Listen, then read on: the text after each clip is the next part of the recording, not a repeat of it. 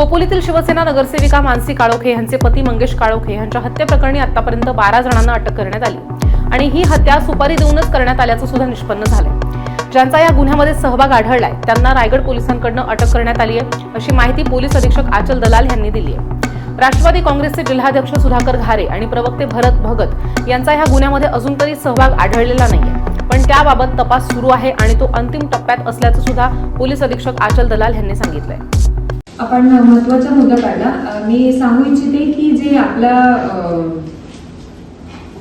खोपोलीच्या खूनचा गुन्हा होता त्याच्यात एक आणखीन डेव्हलपमेंट आलेली आहे। त्याच्यात जे मारणारे 5 लोक होते त्यापैकी 2 एक दर्शन देवकर म्हणून निष्पन्न झालेला आहे आणि दुसरा महेश धायगडक म्हणून। जे बाकीचे 3 लोक आहेत यांना कॉन्ट्रॅक्ट किलिंगच्या याच्यात प्रकार उघडकीस येत आहे।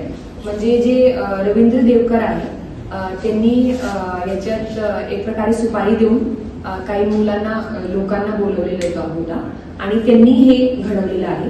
त्या 3 पैकी 2 आरोपी आपले अटक करण्यात आलेले आहेत आणि एकाची मागे आपली टीम आहे। मॅडम त्या गुन्ह्यामध्ये 10 लोकांची नावं होती, बरोबर। त्या बाकीच्यांचं काय आहे का त्याच्यात जसं मी सांगितलं की कॉन्ट्रॅक्ट केले म्हणजे कोणाला पैसे देऊन त्यांच्याकडून घडवून घेतला गेलाय, प्लस त्यांचे स्वतःचे लोक इन्व्हॉल्व होते, तर याच्यात कॉन्स्पिरसी करून हे गुन्हा घडवण्यात आलेला आहे। तर जे बाकीचे लोक आहेत त्यांच्या डिटेलमध्ये आपण चार्जशीटमध्ये देणारच आहोत। ज्यांच्या रोल निष्पन्न झालाय त्यांनाच आपण अटक याच्यात केलेला आहे। जे कॉन्स्पिरसीचे वेगवेगळे भाग असतात, कोणी समजा प्लॅनिंग मध्ये हे केला, कोणी प्रिपरेशन मध्ये मदत केली, कोणी नंतर मदत केली, असं वेगवेगळे भाग आहेत।